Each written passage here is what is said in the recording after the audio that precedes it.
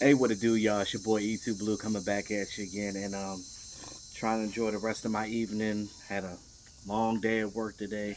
It's like it's not Monday, but it technically is because yesterday was Labor Day. I hope everybody enjoyed their Labor Day weekend.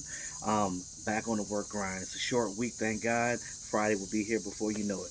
Now, as you guys know, this whole Ezekiel Elliott fiasco. I told you guys I'm not trying to get too much into it because it's nerve wracking. It is. It's like either sign the contract or stop talking about it. You know what I mean? There's other people making videos about it. There's these talking heads talking about it. Like you got Adam Schefter and Ian Rappaport and all these people reporting stuff about it. It could possibly happen. It's gonna happen. It's not gonna happen. We don't know. But we don't. The thing is, we don't know. Nobody knows. So because of the fact that we don't know, it is what it is. They're talking about it's supposed to be some huge 6-year contract, which quite possibly happened, and it does make sense. And I'll go into it once. I'm not going to talk about it until it happens, and I'll tell you my piece on it. But I will say this: La'el Collins did sign his contract. Now, what did I tell you guys before? The Cowboys are focused on what they have in front of them. If you're a player that's there all the time and you show this team that you're worth it and you're there every day and you're working your butt off for this team, they're more inclined to sign you right away because you're there. I told you guys before in the offseason my thoughts about that whole Ezekiel thing, that, when you get signed when you're there. And the fact that he's not there and wasn't there and was in Cabo and holding out, I told you guys I felt as though if he was there to begin with the training camp with his guys, having that conversation, they were more inclined to sign him sooner than later. Now, back to La'el. So if we talk about La'el Collins, he just signed a lucrative deal. He's going to be in Dallas another 6 years, including, so his extension is a 5-year extension, but if you include the rest of his contract for this season, that's 6 years. So Cowboys could potentially have him for the rest of his career.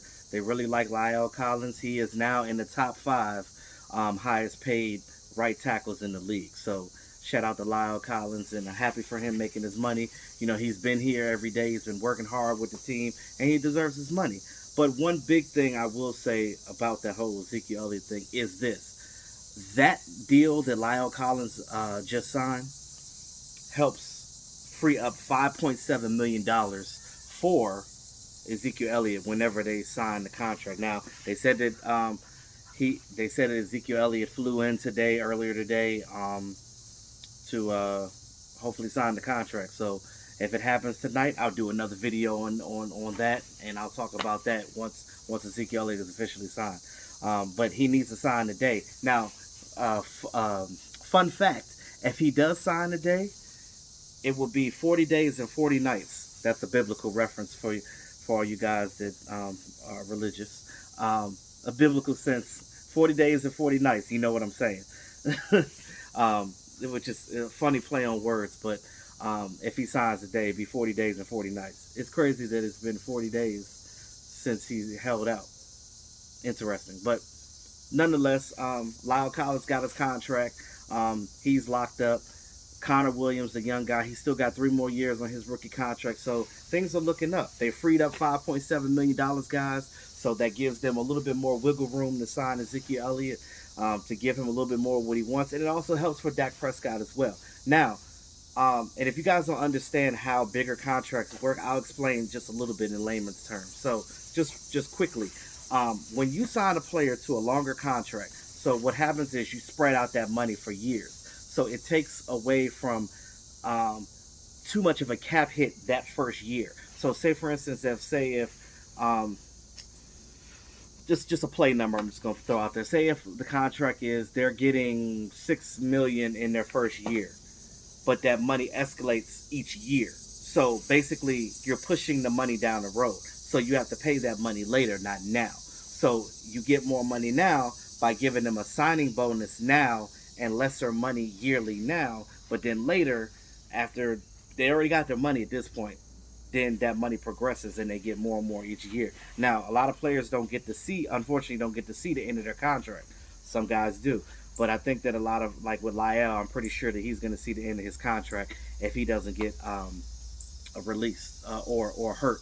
Now, Tyron Smith, same thing. He signed a 10-year contract. I don't think I've seen anybody else in the league sign a contract that long before, but we already know Tyron Smith is not playing for any other team in this league. When he's done with his contract, he's retiring. That's it, and that's all. So we just got to make sure that we got an adequate left tackle that's going to be behind him whenever that time comes. But again, you look at this offensive line, you look at these guys that we have, guys are getting locked up. We got Jalen Smith till 2024. We got La'el to, like, I think 2025, 2026. And if they sign Zeke to that 6 year, it'll be till 2026. And Ezekiel Elliott ain't gonna sign with nobody else after that because he's gonna be old after that. So I mean, even once his contract is up, if they want to re-sign him for maybe 1 or 2 more years, just to get him out the door, and you know what I mean, just end his contract so he can retire a Cowboy, so be it. But next up is Dak Prescott and Amari Cooper. Now you look at Amari Cooper's money. That's easy. It's another one too. It's just, I think that with him, they're just waiting to sign it. He's just not pressed to sign his contract right now because he knows right now he's getting 13.9 mil. If he signs his contract, that's going to lower his annual salary for the year, but he'll get that back in signing bonuses, and then it'll escalate over years' time, which will actually help with signing other players on the team. That's how a bigger contract, in a nutshell, helps with signing players.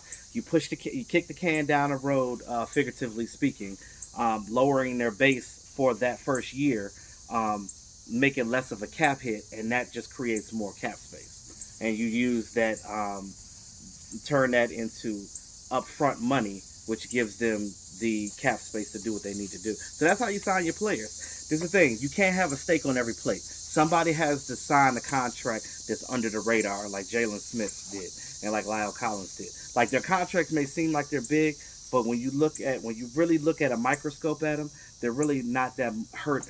They don't hurt the Cowboys that much because they're long-term contracts, and the money is, and the guaranteed money and all that is not as high. So again, these other players know that in order for them to get paid, in order for us to win, in order for us to make the Super Bowl run, everybody got to eat something. So some people's plates are going to be bigger than others. That's just how it is. If you're going to sign your top 3, your Amari, your Dak, your Zeke, somebody else has to take a little bit less of the cut. Now, again, but if it helps the team win, so be it. Because I know if it were me, I would have took the same contract as Jalen. So, but that's just how I feel. But that's all I got for right now until we hear more about this whole Ezekiel Elliott. Everybody's going crazy about it. I'm not the one going crazy. You guys know that I'm not going to do a video unless I know for sure. I'm not going to speculate anything. I just speak the facts, and that's what it is. So, with that being said, y'all, it's your boy E2 Blue, always keeping it real. Talk to y'all soon.